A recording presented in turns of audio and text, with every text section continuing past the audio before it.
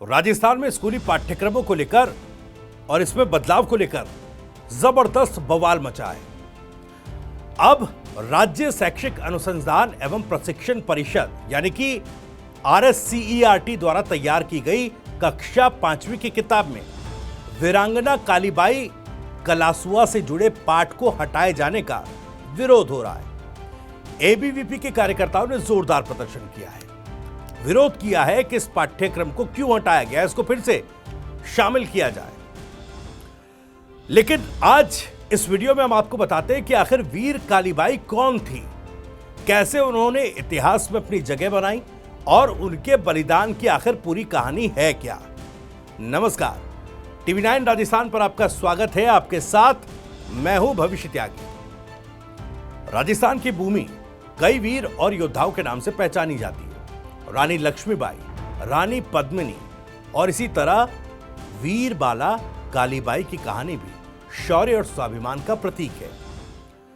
12 साल की एक आदिवासी बालिका वीरबाला कालीबाई ने अपना बलिदान देकर ब्रिटिशों के शासन में ही शिक्षा की एक ऐसी अलग जगह थी जिसे आज भी याद किया जाता है।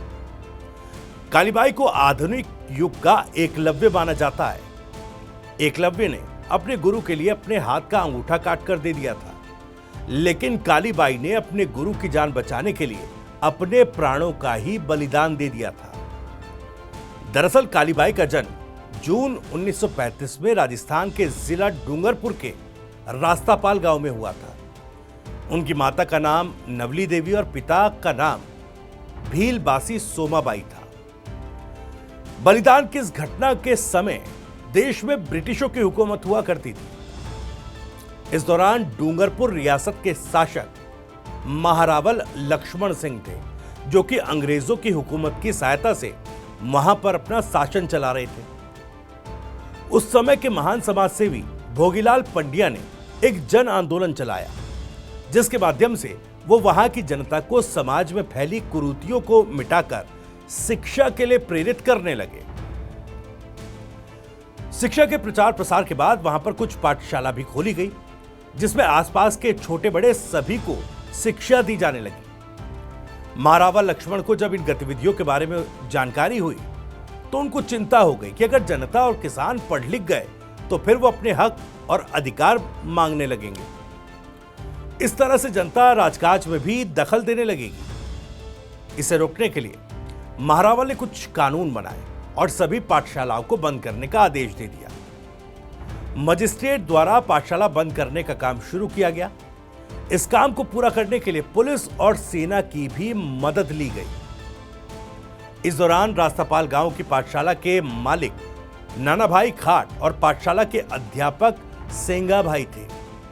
वो दोनों रास्तापाल के सभी भीलवासियों को शिक्षा प्रदान करते थे। 19 जून 1947 को जब मजिस्ट्रेट के लोगों के साथ पुलिस और सेना रास्तापाल की पाठशाला को ताला लगाने आए तो वहां मौजूद नानाभाई और सेंगा भाई ने ताला लगाने से इनकार कर दिया। पुलिस वालों को और उनका आदेश न मानने पर सैनिकों ने दोनों अध्यापकों को गाड़ी के पीछे बांधकर लाठियों से मारना शुरू कर दिया। फिर उनको घसीटकर अपने साथ ले जाने लगे।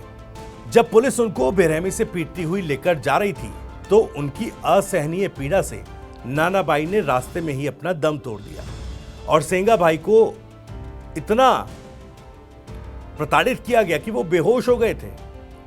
वहां मौजूद भीलवासियों की भीड़ ये सब देख रही थी, लेकिन किसी की भी पुलिस वालों के खिलाफ आवाज उठाने की हिम्मत नहीं हुई।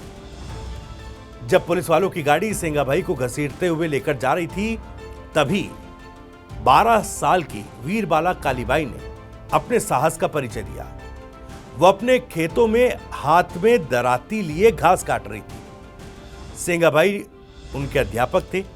जब उन्होंने अपने अध्यापक की ऐसी हालत देखी तो वो पूरे जोश और साहस के साथ हाथों में दराती लिए गाड़ी के पीछे अकेले ही मेरे मास्टर को छोड़ दो ये चिल्लाते हुए भागने लगी। जब वो गाड़ी के पास पहुंची तो उसने पूरी निडरता के साथ पुलिस वालों को उसके मास्टर को छोड़ने के लिए कहा।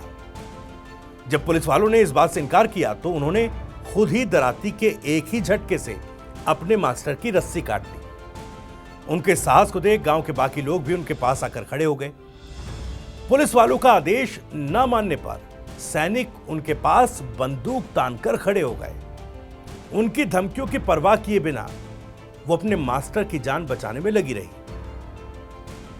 क्रोधित और निर्दयी सैनिकों ने उस 12 साल की बच्ची पर गोलियों की बौछार कर दी। गोलियां लगने से वो जमीन पर गिर गई। कालीबाई के साहस को देखकर पूरे भीलवासी हथियार लिए वहां पहुंच गए। उन्होंने मारू ढोल बजा दिया। पुलिस वालों को मालूम था कि मारू ढोल मरने या मारने का संकेत है, जिससे डरकर सभी सैनिक वहां से भाग गए।